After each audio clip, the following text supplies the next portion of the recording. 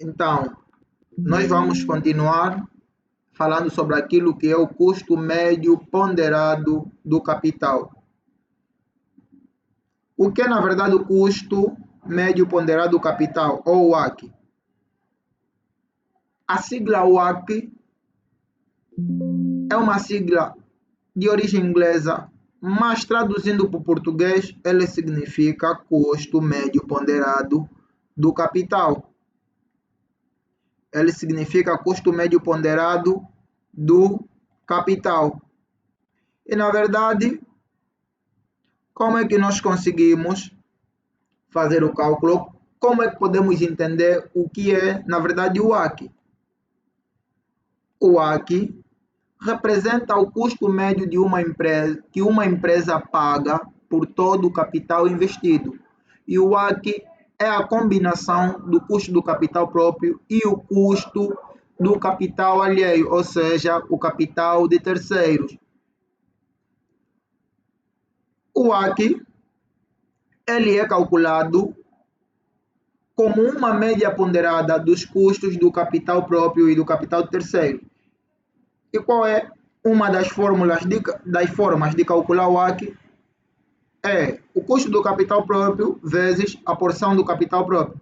Na verdade, o que é uma porção do capital próprio?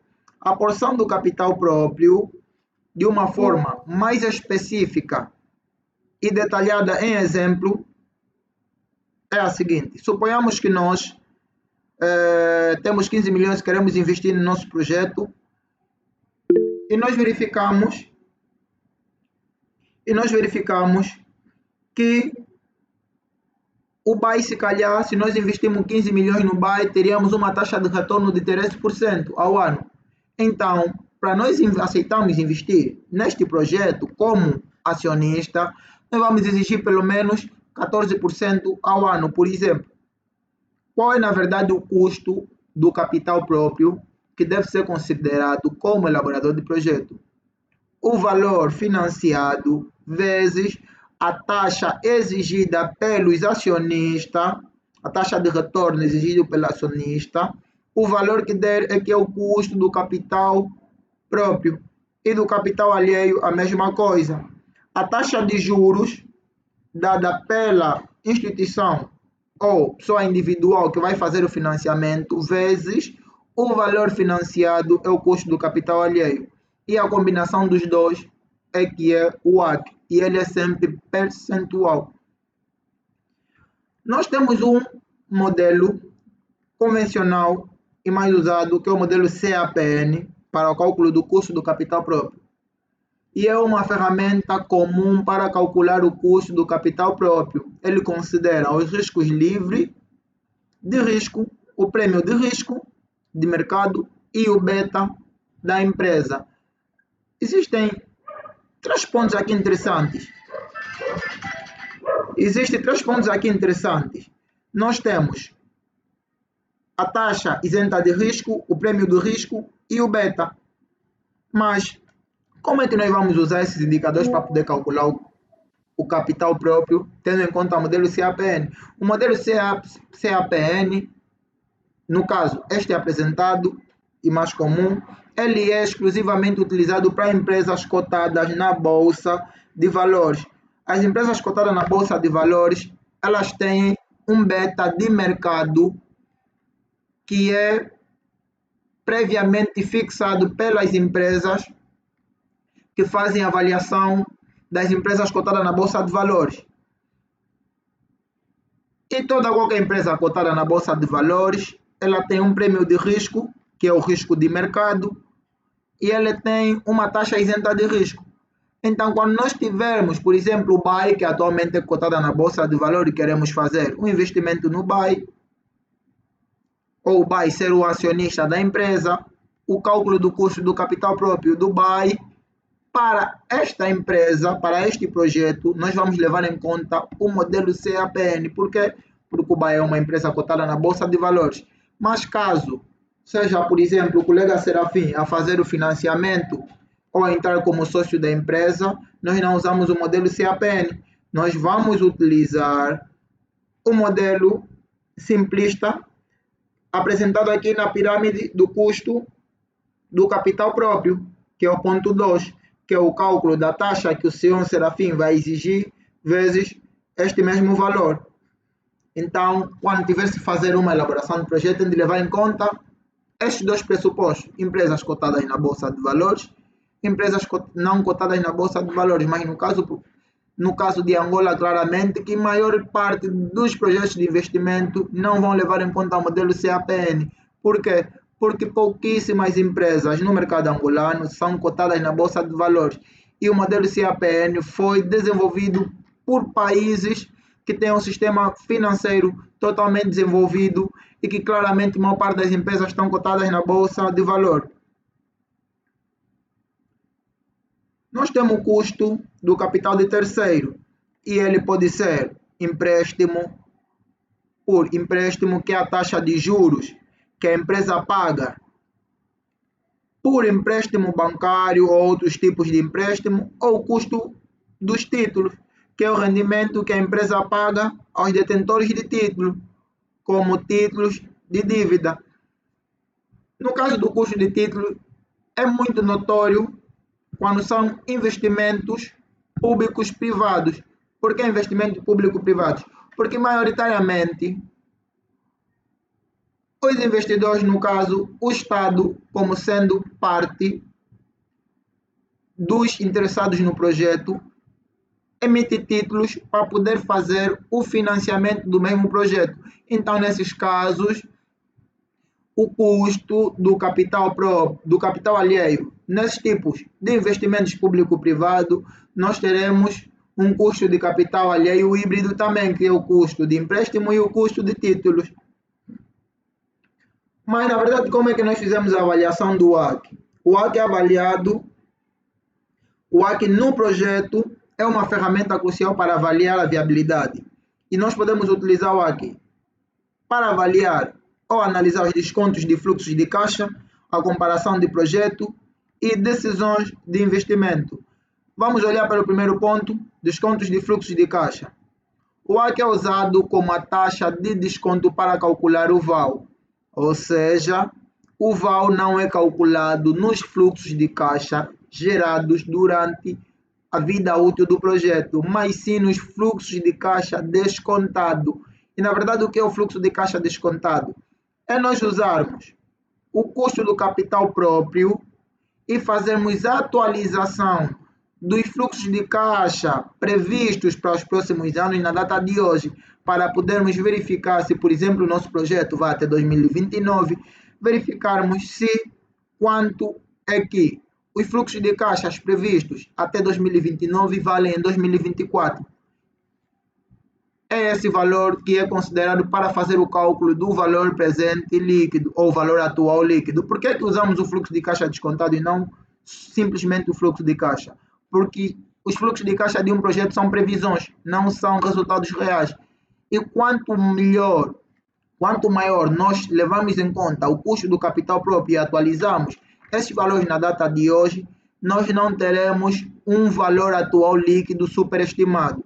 Mas se nós não fizermos a consideração dos fluxos de caixa descontado para o cálculo do VAL e fizermos a consideração simplesmente dos fluxos de caixa, nós teremos um VAL superestimado que não pode se calhar ser com a realidade. O projeto pode dar viável quando na verdade se calhar o projeto não é viável. Então é muito essencial olhar para esses pressupostos.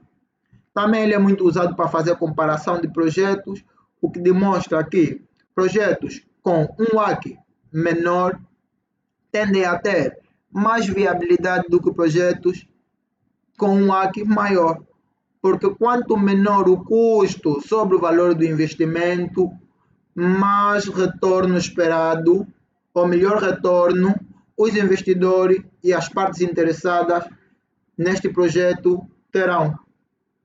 Também ele ajuda na decisão de investimento. Na verdade, ele ajuda de que forma? Se o WACC for maior que a TIR, taxa interna de rentabilidade, o projeto é inviável. Se o WACC for igual à taxa interna de rentabilidade, o projeto está no ponto de equilíbrio. Se o WACC for inferior que a taxa mínima de rentabilidade, então o projeto é viável. Ou seja, é essencial para que o projeto seja viável, o WACC deve ser igual ou menor que a taxa interna de rentabilidade, que no caso é a T. Então tem de levar em conta esta comparação do WACC para a decisão de investimento. O WACC menor que a TIR, projeto viável. O WACC maior que a TIR, projeto inviável. E o WACC igual a TIR, ponto de equilíbrio, não há prejuízos e nem há benefícios nesse projeto.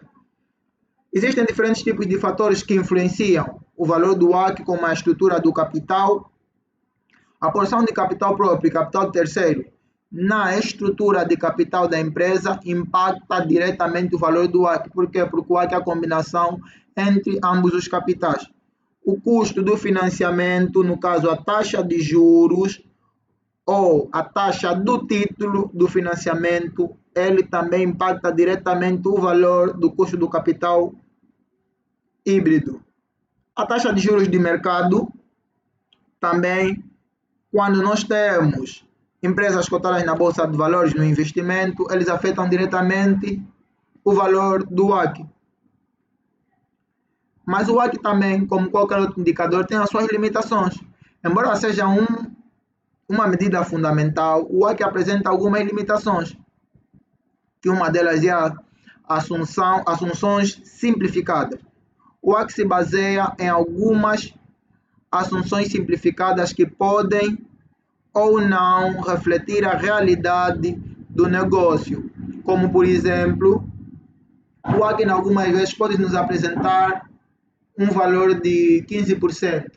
Nem sempre o custo total do financiamento do nosso projeto é realmente 15% taxativo, porque existem outros indicadores que o WACC não faz a consideração. E como é que pode se solucionar este problema?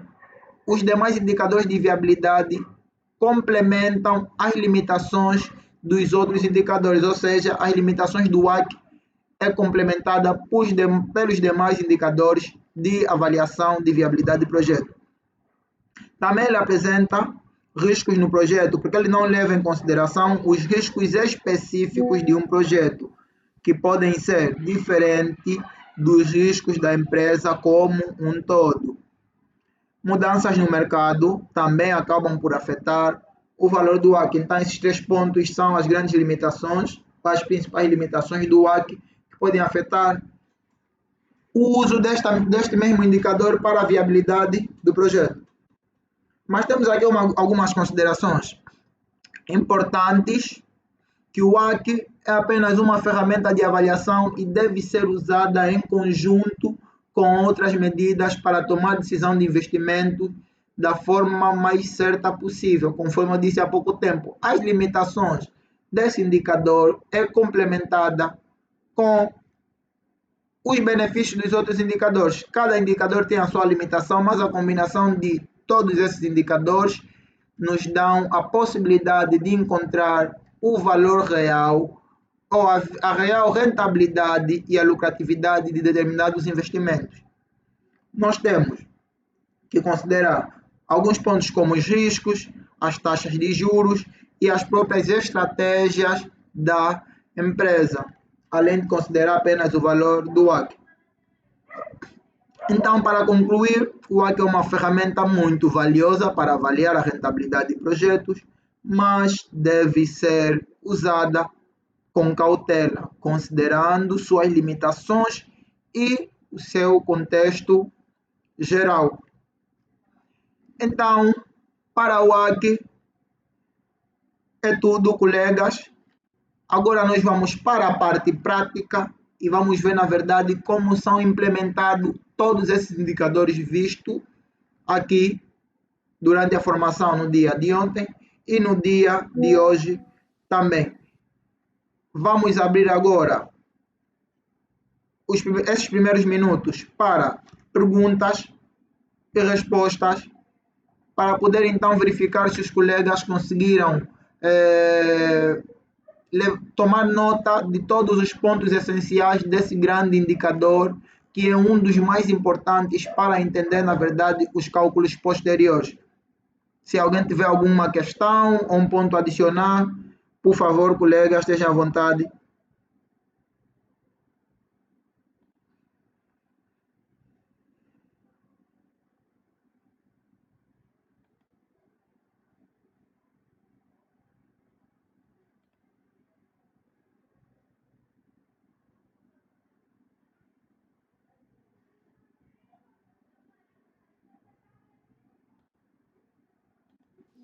Posso perguntar aqui? Não percebo? Posso? Pode sim, por favor. Para comparar, usar o WACC para comparar projetos, né? Quando eu usar o WACC para comparar projetos, posso usar ele comparando com a TIR ou com o valor investido. Com o valor investido também dá, né?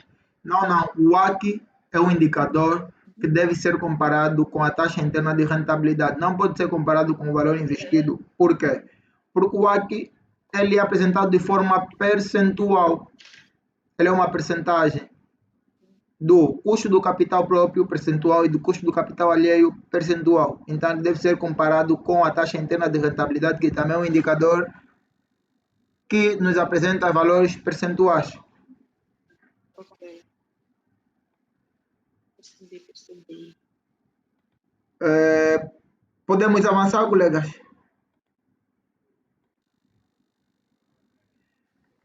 Penso que o silêncio fala alto. Então, agora nós vamos analisar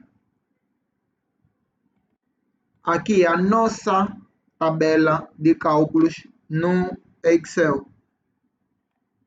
Essa tabela de cálculo representa os resultados e os cálculos feitos para a elaboração de um projeto de investimento no setor. Este projeto de investimento é do setor de turismo.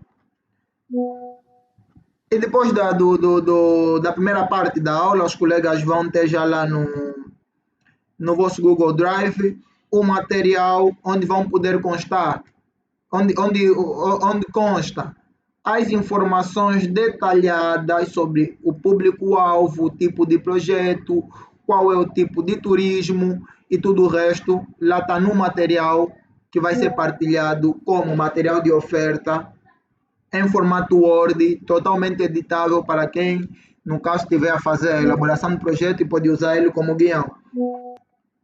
Analisando aqui a nossa primeira tabela, para ali nós temos o quadro de amortizações.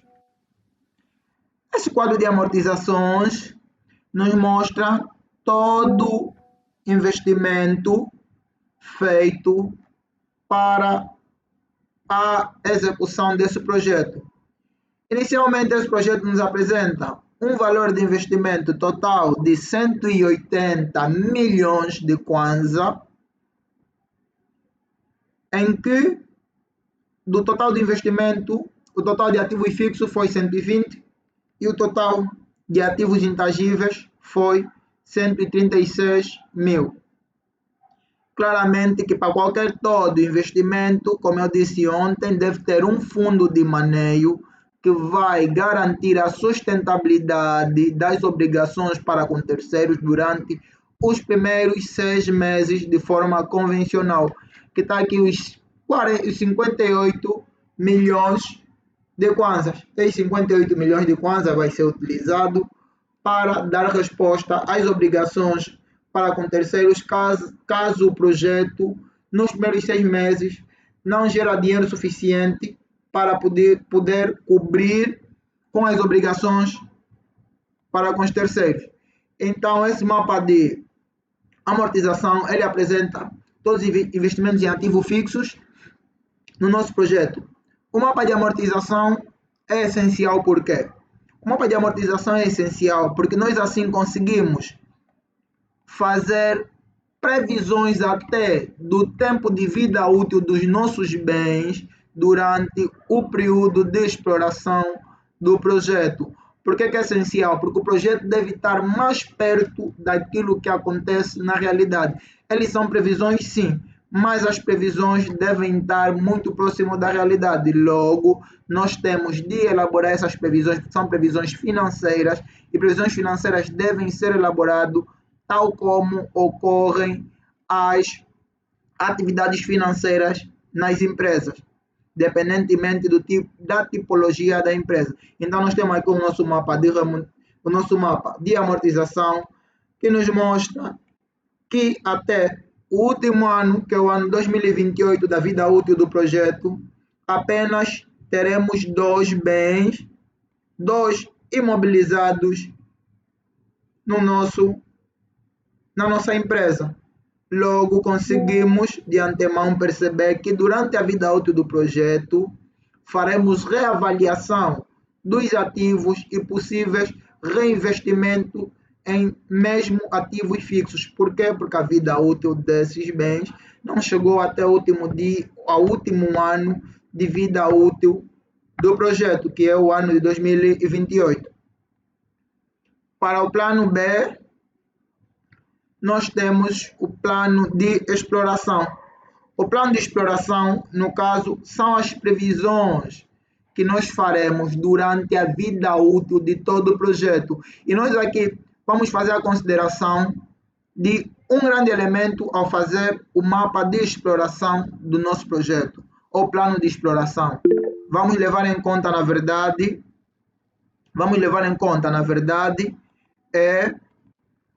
a taxa de juros e a taxa de inflação, para podermos ver então qual é o impacto que eles têm direito no nosso volume de venda. Por favor, Florinda levantou as mãos. E a tua que eu vi com cortes, podes repetir o mapa de exploração é para... Eu disse, o plano de exploração, ele é essencial para podermos perceber como ocorreu ou vai ocorrer a vida útil do projeto. É no mapa de exploração, no plano de exploração, como o próprio nome sugere, exploração é a fase de implementação do projeto. E ele sempre nos apresenta, como eu disse ontem, o primeiro ano como convencionalmente o ano de investimento e os demais anos o ano de exploração. Para esse projeto, ele foi elaborado em 2023, este projeto desta empresa foi elaborado em 2023, e no ano 2023 foi o ano de investimento do projeto. E de 2024 a 2028 são os anos de vida útil do projeto, onde ocorrerão o período de execução e exploração das atividades. Então, para esse plano, o primeiro passo é fazer a elaboração do volume de vendas. O que é que nós levamos em conta para poder fazer o cálculo, então, dos preços unitários do volume de venda? Para a elaboração dos preços do volume de venda, nós levamos em conta uma média ponderada, ou seja, nós vamos fazer a avaliação primeiro, conforme explicamos ontem, do questionário ou das respostas do questionário dos inquiridos, no caso, os nossos consumidores, e das informações extraídas dos nossos concorrentes. Nós vamos ver os preços que os nossos consumidores estariam dispostos a pagar para o turismo nesses locais onde serão implementados o turismo, e vamos verificar os preços que eles estariam dispostos a pagar. E também nós fizemos para esse projeto a avaliação de 6 concorrentes na área de turismo, em que verificamos preço de 2 concorrentes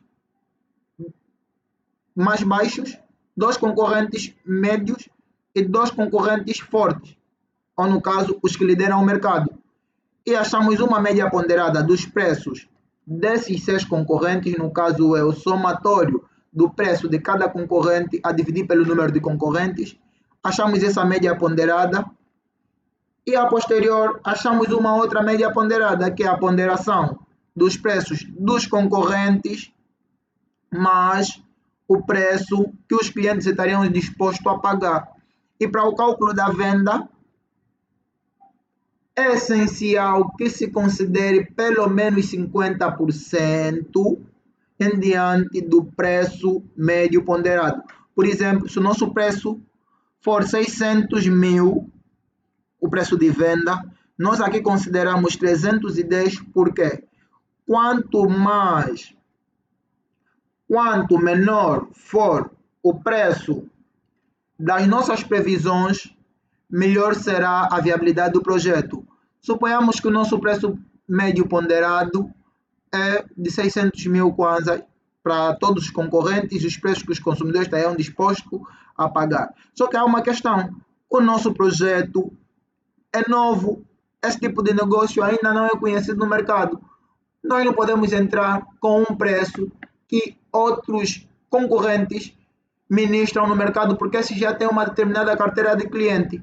E o nosso produto ou serviço vai passar primeiro por um processo de avaliação dos consumidores e depois um processo de aceitação.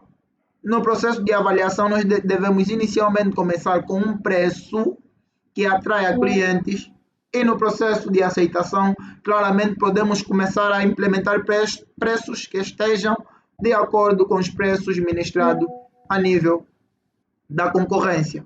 No caso, se nós tivermos a nível da concorrência maior, ministramos preços que estejam no intervalo do preço do maior concorrente. Então, para esse caso, o nosso preço de venda foi 360, nós consideramos 60% do preço médio ponderado que nós encontramos, consideramos 60% para que nós não tenhamos fluxo de caixa superestimado. Consideramos preços baixos para poder, então, com preços reduzidos, conseguir gerir todos os custos previstos no projeto. Caso, durante a implementação do projeto, nós ministremos preços mais altos, claramente que a nossa rentabilidade será ainda maior. Nós colocamos esse preço porque é um preço médio que já não pode ser baixado, ou seja, é o preço necessário para que o projeto consiga dar resposta aos seus custos. No caso, é o preço do ponto de equilíbrio, é o preço que nós consideramos para caso o projeto não corra, não seja bem aceito, nós permanecemos com esses preços e ainda assim o projeto continua sendo rentável, mas se o projeto for bem aceito, nós aumentamos o preço e o projeto vai ser bem mais rentável do que aquilo que foi esperado. Nós temos aqui hotéis, a hospedagem, a guia turística, o transporte e o número de bilhete. Nós fizemos uma previsão de número de bilhetes também ponderado, ou seja, todos os resultados durante a previsão do volume de negócio devem ser resultados ponderados. Por que resultados ponderados? Porque qualquer falha na elaboração do volume de negócio afetará todo o projeto de investimento. Então é essencial ter a máxima rigidez ao fazer a elaboração do volume de negócio. E para esse volume de negócio nós fizemos a consideração de um preço fixo de 360 mil por bilhete. Nós consideramos no primeiro ano 300 bilhetes vendidos. No segundo ano, fizemos um aumento de 15%. Nós fizemos o quê? Nós fizemos um aumento do nível de atividade durante os 5 anos de vida útil do projeto e nós mantemos o preço fixo. Continuamos com o mesmo preço e nos preocupamos em aumentar o nível de atividade. Ou seja, nós temos o preço de 310 para os 5 anos, mas durante os anos, tendo em conta nossas estratégias de marketing, de publicidade, nós fizemos uma previsão de aumento de 60% do nível de clientes ou de procura do nosso serviço para 2024, 75% 2025, até 100% do nível de cliente esperado em 2028. E assim, o nosso volume de venda foi crescendo. Nós consideramos a quantidade de clientes que conseguimos adquirir em função da nossa estratégia de marketing. É essencial estipular o nível de atividade em função da estratégia de marketing associada ao projeto. Após a estimativa do volume de venda, o próximo passo é fazer o cálculo do custo com o pessoal, sendo esse o maior dos custos suportados pelas empresas. E como qualquer uma empresa, se o nível de atividade aumenta e o volume de negócio também, haverá necessidade de aumentar o número de pessoal para poder dar resposta às solicitações dos clientes. E o nosso número de trabalhadores em 2023, ao fazer a implementação do projeto, ao investimento, foi 19 trabalhadores, 2024 também 19 trabalhadores, mas 2025 ele já foi 24 e até 2028 fomos até 33 trabalhadores. Os nossos trabalhadores estão divididos em cargos diferentes e seções. Por que nós fizemos a divisão dos trabalhadores deste modo? Conforme nós aprendemos no material passado, todo e qualquer projeto deve ser a equipa ou o número de trabalhadores devem ser distribuídos de acordo às suas áreas para garantir a sustentabilidade e a eficácia na comunicação e nas atividades operacionais. Nós temos diretor financeiro, temos o departamento comercial, o de marketing, recursos humanos, temos agentes de guia turístico, assistentes administrativos, relações exteriores e os motoristas. Nós fizemos essa distribuição para que não haja rotatividade pessoal, porque é essencial para que o projeto corra da melhor forma possível. E claramente, nós apresentamos aqui o nosso mapa de salário base. De acordo com os cargos, o salário base foram decrescendo. Os cargos mais altos com maiores salários, no caso diretor-geral para baixo, até ao cargo mais baixo, que é o do motorista, com um salário de 60 mil quase. Nós agora temos aqui o mapa do cálculo do custo com pessoal total durante todos os anos. E o que é que nos apresenta aqui? Este cálculo nos apresenta o custo. Nesta linha, nos apresenta o custo em 2024, que é o primeiro ano de implementação do projeto, o custo com o salário do diretor-geral durante o ano de 2023, que foi de 3 milhões e 600, e abaixo dos demais trabalhadores. Qual foi a base de cálculo? Como podem ver aqui na fórmula, ele foi o número de trabalhador vezes o salário vezes os 12 meses, que estão aqui abaixo da tabela. Número de trabalhadores vezes o salário do trabalhador mensal vezes os 12 meses. Isso nos deu o salário base durante os anos todos, acordados com cada trabalhador. E claramente que durante os anos, o valor dos salários foram aumentando. Por que foram aumentando? Porque o número de trabalhadores durante os anos também foram aumentando. Mas o salário acordado no contrato durante os 5 anos foi fixo. O que fez alterar o total do salário base são os números de trabalhadores que foram aumentando a nível dos anos passados. E nós aqui abaixo, após o subtotal do salário base, nós temos todos os custos que devem ser considerados com o pessoal, que são os subsídios de férias, o de Natal, temos a contribuição de segurança social e temos o seguro de trabalho. Como uma empresa de turismo, foi essencial a empresa atribuir seguro de trabalho para todos os trabalhadores, porque a empresa de turismo, todos os trabalhadores correm riscos durante a trajetória e as viagens turísticas. E no final, essa tabela nos apresenta aqui o custo total com os recursos humanos, no caso, todos os trabalhadores, desde os salários e os outros encargos para com os trabalhadores. E no final aqui temos então o nosso mapa de exploração. O que é o nosso mapa de exploração? Como a maior parte dos colegas aqui no nosso inquérito apresentaram que trabalham em finanças e contabilidade, em outras palavras, o mapa de exploração, ele é a nossa demonstração de resultados, a previsão de demonstração de resultados da empresa. A nossa demonstração de resultado, ele apresenta o volume de vendas, que na verdade são todos os proveitos que a empresa tem, o somatório de todos os proveitos. Essa empresa, o único proveito que ela teve é com o turismo. Todos os proveitos foram apresentados aqui no volume de venda, desde hospedagem, guia turística, transporte e número de bilhetes, foram apresentados no volume de venda. E esse volume de venda, como podemos ver, ele puxa na célula G52. A célula G52 é o total do volume de venda no ano de 2024.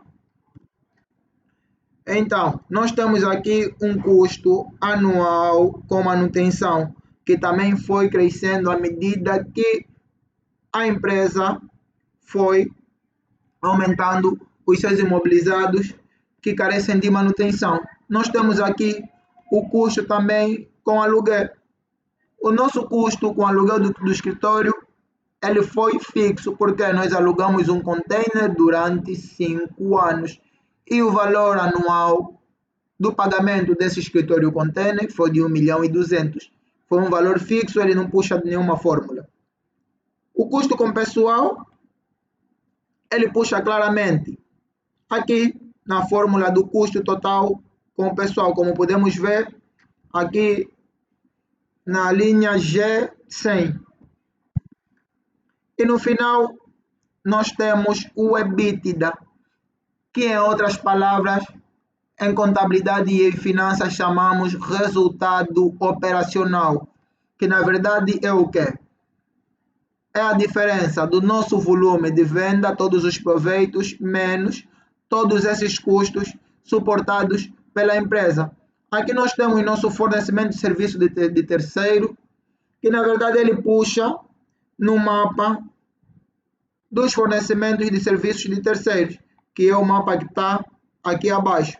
Esse mapa nos apresenta todos os custos, conforme os colegas de contabilidade e finanças conhecem, da classe 70, 75, 2, fornecimentos e serviços de terceiros, todos esses custos que a empresa suportou durante, ou suportaria durante os 5 anos foram considerados. Eles têm aqui o valor fixo. Na outra coluna ele tem o número de meses, que são 12 meses, e então ele foi calculado preço unitário vezes o número de meses para cada ano. E ele é automático, ele puxa aqui na nossa fórmula automática, conforme podemos ver aqui na nossa demonstração de resultado, que esta célula puxa do fornecimento de serviço de terceiro F35.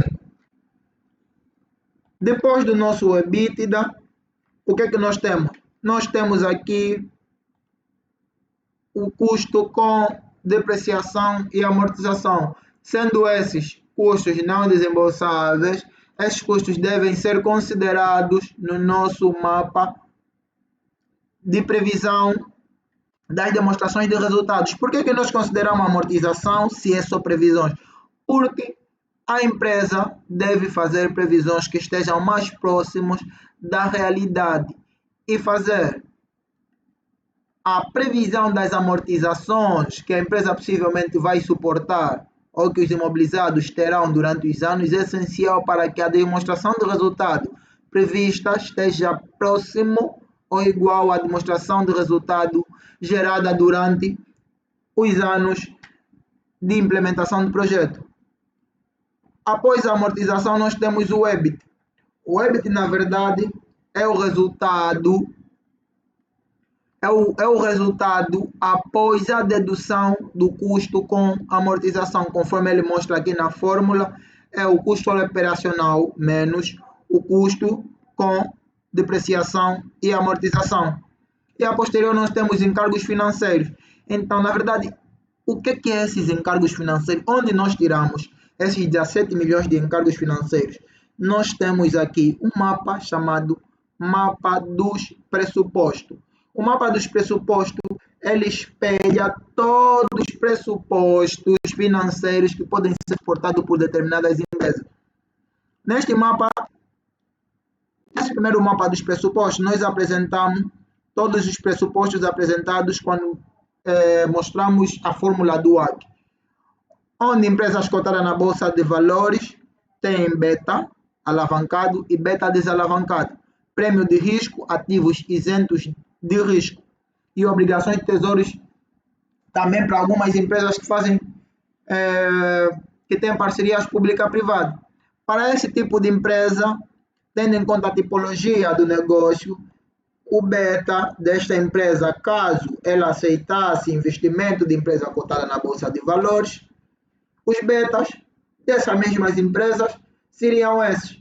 Mas, como ela não teve financiamento de empresas cotadas na Bolsa de Valores, então nós descartamos esses todos elementos para calcular nosso custo financeiro. Mas nós temos aqui outras taxas que devem ser consideradas, como o IVA, caso a empresa esteja no regime geral, e pelo volume de faturação, nós consideramos o IVA como sendo um custo que posteriormente a empresa vai suportar quando, de forma voluntária ou coerciva, ser inserida no regime geral ou simplificado do IVA. Nós temos a taxa de inflação durante os 5 anos. Nós consideramos as previsões do Banco Nacional da taxa de inflação para depois, numa tabela dinâmica, verificarmos qual é o impacto da inflação no volume de negócio da empresa, que mais lá para frente vamos conseguir também analisar isso. Nós temos a TEN, Luibor e o Spread, que ontem falamos sobre as taxas que fazem um somatório da taxa cobrada pelos bancos. E no caso nós temos a taxa, o prêmio de risco dos bancos comerciais, que no caso nós consideramos o financiamento do Banco BAE, que na altura era de 6%, porque o investimento é muito alto, logo ele nos apresentava um nível grande de risco. Então, o intervalo de risco era de 2% a 6%, mais o BAE nos deu uma taxa de juros de risco de 6%. Mas a taxa de juros dada pelo Banco Nacional, que é a taxa de juros de mercado, nós tivemos uma TEG, que é a taxa efetiva de 27,14% ao ano, e uma taxa de juros nominal de 12,5% ao ano. E em outras informações sobre avaliação de risco e avaliação de risco, créditos e financiamento, nós vamos dar maior detalhes sobre aquilo que é taxas de juros, riscos de financiamentos e créditos em instituições financeiras. O segundo mapa de pressuposto, o terceiro mapa de pressuposto, nos apresenta aqui o capital próprio e o capital alheio. Em percentual, nós tivemos um investimento de 25% em capital próprio e um investimento de 75% em capital alheio, que nos somou um total de 180 milhões de kwanza. Nós temos aqui o mapa do custo da dívida, que na verdade é que mapa? É o mapa do pressuposto, onde nós conseguimos fazer a verificação do cálculo do WACC, em que aqui o KE, ele significa o custo do capital próprio e o KD é o custo do capital alheio. Como é calculado então o custo do capital próprio? Como ele nos mostra aqui na fórmula, para uma empresa cotada na Bolsa de Valores, conforme mostramos no material anterior, ele considera a taxa isenta de risco, o prêmio de risco e o beta alavancado. Para este caso,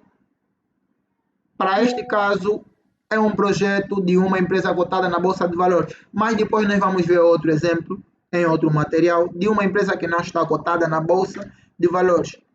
O custo do capital próprio durante os anos foram estes fixos. E o custo do capital alheio, como podemos também ver, ele considerou a taxa, o spread, que na verdade é o prêmio de risco exigido pelos bancos, a taxa de juros nominal e o imposto industrial. Por quê? Regra geral, o custo de capital alheio, eles são dedutíveis à matéria coletável do imposto industrial, ou seja, os juros pagos pela empresa são dedutíveis quando nós fazemos o cálculo do valor do imposto industrial a pagar ao Estado. Logo, eles são considerados no cálculo do custo do capital alheio. Por quê? Porque não é um custo financeiro que é suportado pela empresa, mas depois ele é deduzido no final do ano no cálculo do imposto industrial. Ele é dedutível ao imposto industrial, logo é considerado menos, a sua fórmula é a taxa de juros nominal mais a taxa de juros do banco, que no caso é a Luibor, que é a taxa de risco exigida pelo banco, vezes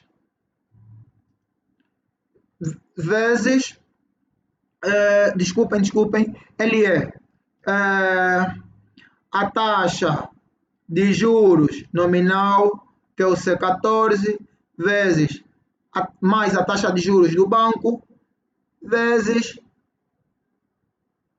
menos imposto industrial, que na verdade é a fórmula para calcular o que é a matéria, ou a dedução do imposto industrial no custo do capital próprio. Não podemos considerar esse custo financeiro porque ele é uma matéria que deduz o valor do imposto industrial a pagar ao Estado. E no final nós temos o nosso famoso WACC, que é a taxa de desconto dos fluxos de caixa, que no nosso caso aqui nos deu 11%. O 11%, como podemos ver, é o somatório do capital próprio mais o capital alheio, ou o custo do capital próprio mais o custo do capital alheio. E no final aqui nós conseguimos ir direito para aquilo que nos interessa, que é o nosso mapa de financiamento, que na verdade nos mostra o quê? Ele nos mostra o valor das amortizações consideradas, que é a amortização constante, o custo do capital em valor, que é os juros, o imposto de selo pago por cada durante os anos, os encargos financeiros a pagar e o PMT, que no caso são as prestações anuais a serem pagas. Nesse mapa, serviço da dívida de médio e longo prazo, ele nos apresenta aqui no final o valor da prestação a ser paga, que no caso é capital, juros, selo e os outros encargos a serem pagos todos os anos pelo aquele valor do financiamento, que são 135 milhões de kwanza. Mas para aqui o nosso mapa de exploração, nós consideramos aqui encargos financeiros, que na verdade são encargos financeiros. São os custos a serem pagos, todos os custos suportados, custos financeiros suportados durante o período de investimento. E esses custos suportados encontramos onde? Aqui nos mapas do pressuposto. Então aqui juros pagos do imposto de selo incluído, ou seja, o valor dos juros pago mais o imposto de selo para cada prestação é o valor do encargo financeiro. A taxa de selo para cada movimentação é um encargo financeiro e os juros também é outro encargo financeiro. O somatório dos dois, ele dá o encargo financeiro a ser suportado durante cada ano, que é o que nos apresenta aqui no mapa de encargos financeiros, que também ele é automático, ele sai do mapa de pressuposto C48. Logo, qualquer alteração que for feita à medida que os colegas forem fazendo seus projetos de investimento, aqui no capital em dívida, logo todo o cálculo será alterado até o mapa dos pressupostos de forma automática. Após a dedução dos encargos financeiros, nós temos o EBIT, que é resultados após a dedução ou seja, resultados financeiros, que em contabilidade nós encontramos no nosso PGC como resultados financeiros. É o resultado operacional mais o resultado após a dedução da amortização mais os resultados financeiros, é o nosso EBIT. E depois do nosso EBIT, nós só temos aqui um outro ponto, que é o imposto industrial, que na verdade são 25% sobre o resultado ou o lucro bruto. O nosso EBIT, na verdade, é o lucro bruto, em outras palavras. O somatório de todos os resultados na contabilidade é o lucro bruto. Após a dedução do imposto, é o lucro líquido, e é isso o nosso EBIT. Lucro bruto menos o valor do imposto industrial, que na verdade é o que é o lucro bruto vezes os 25% que está aqui embaixo, que é a taxa do imposto industrial, e a diferença dos dois nos dá o resultado líquido do exercício. Para esse resultado líquido de exercício, esse resultado líquido de exercício é o mesmo resultado líquido de exercício que alguns colegas conhecem na contabilidade e finanças nas nossas demonstrações de resultado. E convencionalmente é aconselhável do resultado líquido da empresa ser distribuído determinados valores para dividendos dos sócios e determinados valores onde esse determinado valor de distribuição será imputado também um custo de 10% que é imposto sobre a aplicação de capitais, deve ser também considerado porque na vida real toda a distribuição de dividendo de determinadas empresas é deduzido o imposto sobre a aplicação de capitais e no final determinado valor também deve ser alocado para as reservas legais da empresa. E já agora, como é que nós fizemos o cálculo das reservas legais e dos dividendos da empresa? De forma muito simples. Mesmo aqui ainda no nosso mapa de pressuposto, nós temos aqui no final pressupostos, nós temos no nosso mapa de pressuposto informações de como podemos fazer a distribuição dos dividendos da empresa. Vamos só localizar aqui bem rápido o nosso mapa de pressuposto para cada ano. E encontramos aqui pressuposto de financiamento e distribuição, método de amortização do financiamento. Nós usamos o método de amortização, que é o SAC, que é o método usado por maior parte dos bancos comerciais em Angola, no caso o BAE, para esse projeto. A distribuição do dividendo. Nos 2 primeiros anos, os sócios decidiram não distribuir dividendos. E nos 3 próximos anos, em 2026 decidiram 30%, no outro ano 50%, nos 2 últimos anos 50%. As reservas legais. Convencionalmente, é aconselhável a empresa ter uma reserva legal pelo menos de 15% ao ano, para poder dar resposta a certos déficits apresentados durante o ano seguinte. Ou seja, o caixa da empresa não pode estar totalmente vazio. Então, do resultado líquido da empresa, pelo menos 15% desse resultado deve ser transferido para as nossas reservas legais. Colegas, será que até aqui há alguma inquietação no que diz respeito à nossa demonstração de resultado, à nossa demonstração de resultado previsional?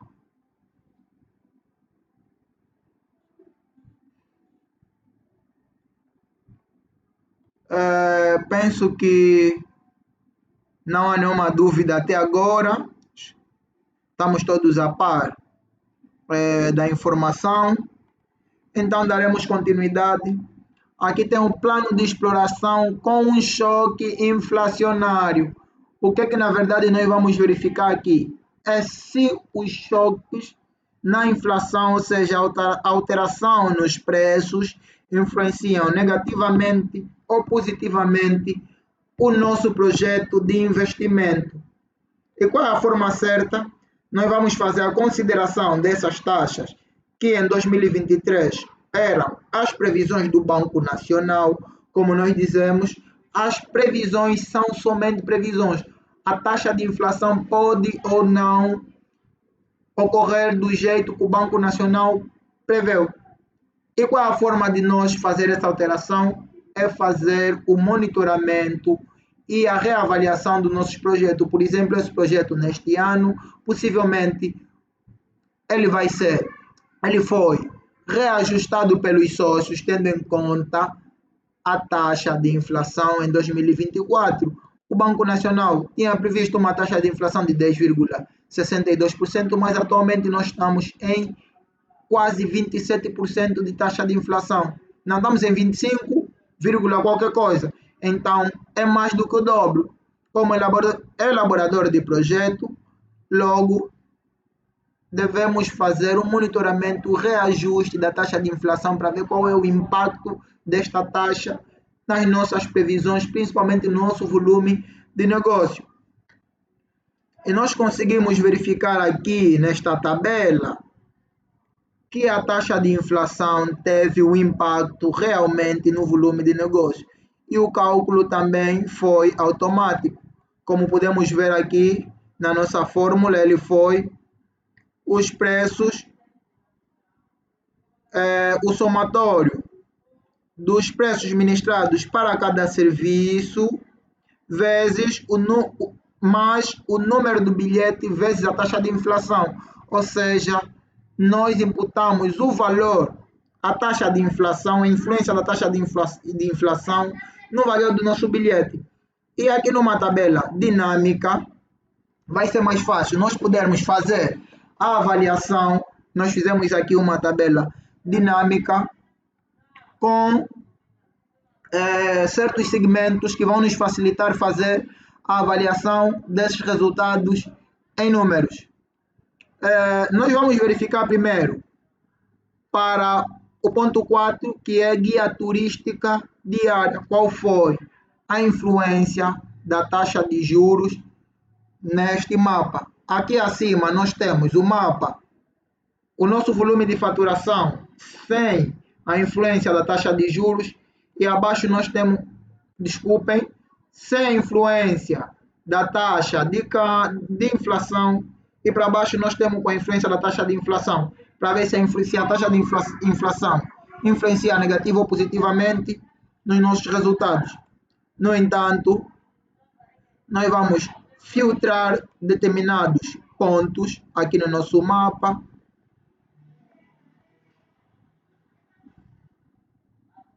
Nós vamos filtrar por setor.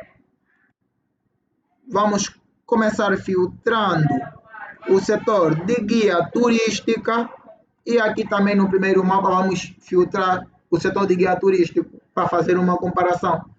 Vimos que no preço de guia turístico ele não teve influência nenhuma. Por quê? Porque os preços são constantes, e para qualquer outro ponto ele não teve influência nenhuma. A influência de verdade está onde? Está no volume de negócio, porque ele considerou o quê? O preço do bilhete. E todos esses pontos, hospedagem, guia turístico, nível guia turístico e tudo o resto, fazem parte do preço do bilhete a ser ministrado por essa empresa. Então, qual é a avaliação que vamos fazer? É no volume de negócio. Então, nós aqui vamos filtrar o volume de negócio na nossa tabela dinâmica para podermos então verificar. Vamos procurar aqui volume de negócio para podermos então verificar qual foi a influência da taxa de juros no volume de negócio. E conforme as duas tabelas nos mostram, abaixo, em 2024, nós tínhamos um volume de negócio de 93 milhões em 2024, mas com a variação da inflação até 10%, ela influenciou o nosso volume de negócio saindo de 93% para 102%. E em todos os anos foi a mesmíssima coisa. Logo, nota-se que para o setor de turismo, a taxa de inflação tem um efeito positivo para um projeto de turismo. Qual é a importância dessa avaliação? Assim como elaboradores de projeto, nós vamos conseguir verificar se realmente indicadores econômicos têm influência negativa ou influência positiva, ou a variação de indicadores econômicos tem influência negativa ou positiva durante a implementação do nosso projeto de investimento, e para este setor ele teve uma influência positiva, porque é uma prestação de serviço. A inflação, como é definida como o aumento ou a variação generalizada de preços, logo, os custos da empresa prestadora de serviços maioritariamente são fornecimentos de serviços de terceiro, poucos são os seus custos com bens. Logo, a empresa teve, ou seja, a influência da inflação nessa empresa teve uma influência positiva, ou foi uma influência positiva. Ele aumentou o volume de negócio da empresa. E uma coisa interessante é, se realmente aumentou o volume de negócio da empresa, quer dizer que isso afetou também diretamente o resultado operacional da empresa, o resultado antes do imposto e o resultado líquido da empresa. Como podemos ver em 2024, o resultado líquido da empresa foi de 25 milhões, com a influência da inflação. E sem a influência da inflação, o resultado líquido foi de 17 milhões. Estamos a falar, vamos calcular aqui ao lado bem rápido, estamos a falar que a inflação beneficiou a empresa, ou trouxe um benefício financeiro na empresa de aproximadamente... Onde é que fizemos o cálculo?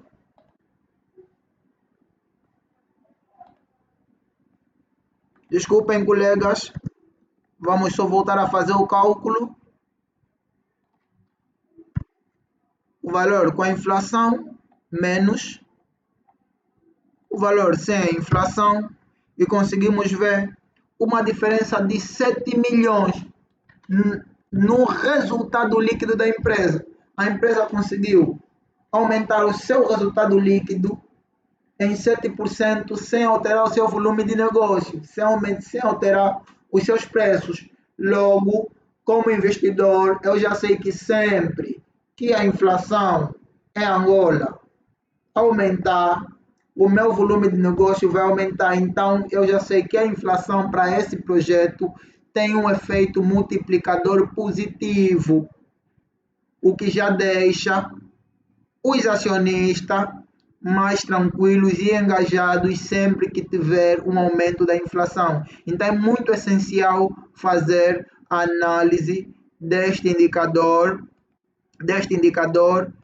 quando tivermos a fazer as nossas previsões de fluxo. Mas também um indicador interessante que falamos ontem, que é a taxa de juros. Suponhamos que a taxa de juros ministrada pelo banco, e no caso, o nosso crédito aqui de 135 milhões, a taxa indexada, e depois de uns tantos anos, a taxa de juros do Banco Nacional altera para 17%, mas a taxa de risco mantém. Vamos ver qual é a influência da taxa de juros nas nossas previsões. Vamos verificar qual é a influência da taxa de juros. Vamos ver aonde é que este cálculo está a puxar a taxa de juros. Ele vem do I32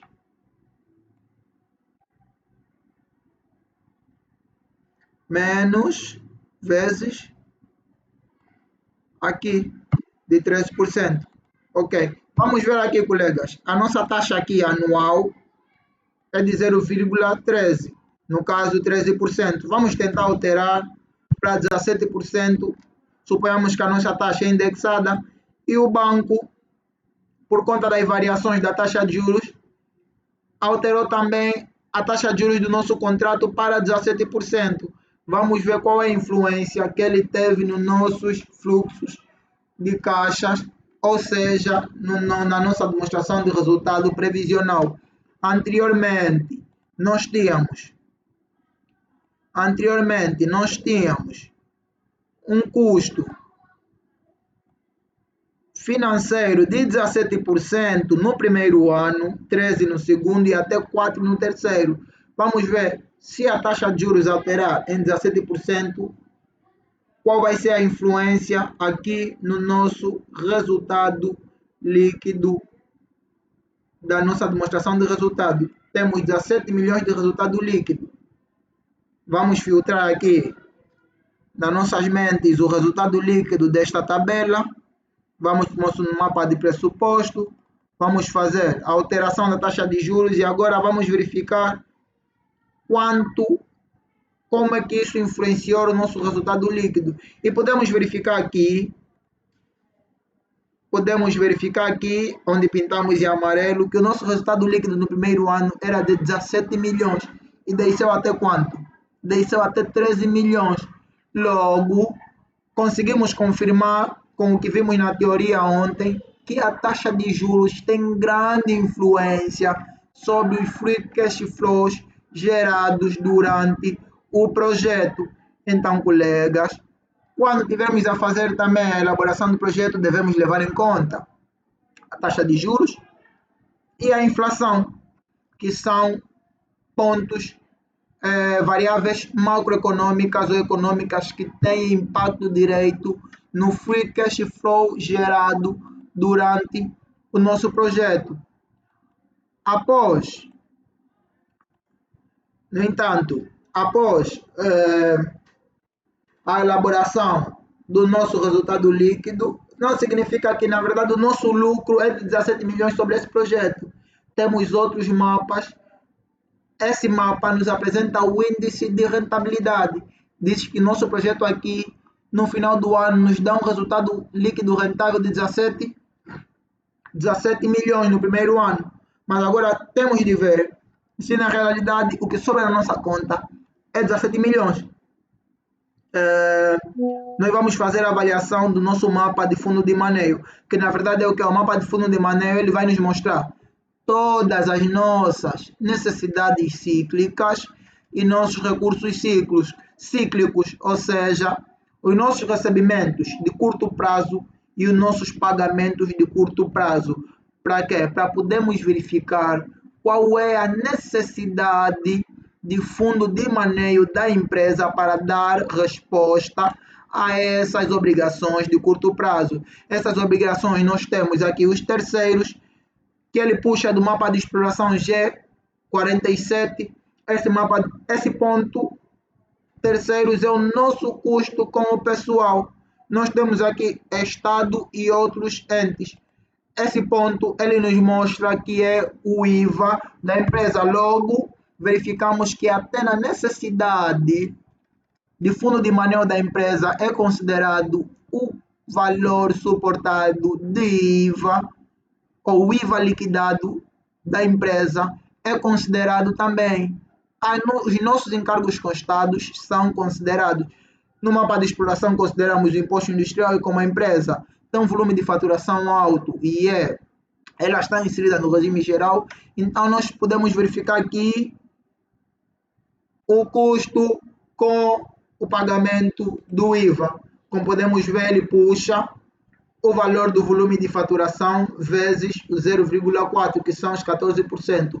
A célula G52, ela está a puxar no volume total de faturação. Como vimos, o IVA incide sobre o volume de faturação e não sobre os recebimentos. Então, a nossa base de cálculo foi essa. Adiantamentos de clientes, nós não temos nenhum adiantamento de clientes, então não foi considerado este ponto. E aqui nós temos a nossa necessidade em fundo de maneio e no final nós temos o nosso investimento em necessidade de fundo de maneio, que na verdade é o quê? Conforme a nossa fórmula que mostra, é o valor atual menos a necessidade anterior. A necessidade atual menos a necessidade anterior. Para quê? Para ele nos mostrar para cada ano qual é a necessidade real de fundo, qual é o investimento que a empresa vai precisar aplicar em necessidades de fundo de maneio. Então, se faz a dedução da nossa necessidade de fundo de maneio atual menos a necessidade que suportamos o ano passado, ele vai dar o nosso novo investimento em necessidade de fundo de maneio. Esse mapa é essencial porque ele reflete a projeção da nossa tesouraria. Aqui o nosso mapa financeiro nos mostra aqui abaixo investimento em necessidades de fundo de maneio, que são todos os recebimentos de curto prazo e os pagamentos de curto prazo. É neste mapa onde nós conseguimos realmente ver se esse negócio é lucrativo ou não, porque o projeto pode ser viável e pode ser rentável, mas pode não ser lucrável, pode não trazer lucro para o investidor, porque desde o momento que conseguimos retirar o valor investido, o projeto já é viável. Agora, o projeto é lucrável quando o projeto dá mais do que aquilo que nós investimos. E, na verdade, o que é o lucro do nosso projeto? É o total que sobra na tesouraria da empresa durante os anos. Isso nos ajuda a conseguir perceber se a empresa vai necessitar de suplementação dos sócios, ou seja, financiamento dos sócios para dar resposta às necessidades de curto prazo ou não. E como o nosso projeto aqui nos mostra, que durante os anos, como podemos ver aqui, no primeiro ano é o ano de investimento, logo o nosso saldo de tesouraria é zero. Por que é zero? Aqui no primeiro ano, 2023, vamos colocar aqui o 2023, ele é zero, porque o total de origens de fundo é igual a aplicações de fundo, ou seja, tudo que recebemos foi investido. Mas já no segundo ano, nós conseguimos verificar que o total da tesouraria não conseguiu dar resposta ao investimento no primeiro ano. Logo, o saldo da tesouraria foi de 41 milhões negativo. Mas já no segundo ano de exploração, em 2025, temos uma previsão positiva de 7 milhões de kwanza. E os demais anos temos também uma previsão negativa.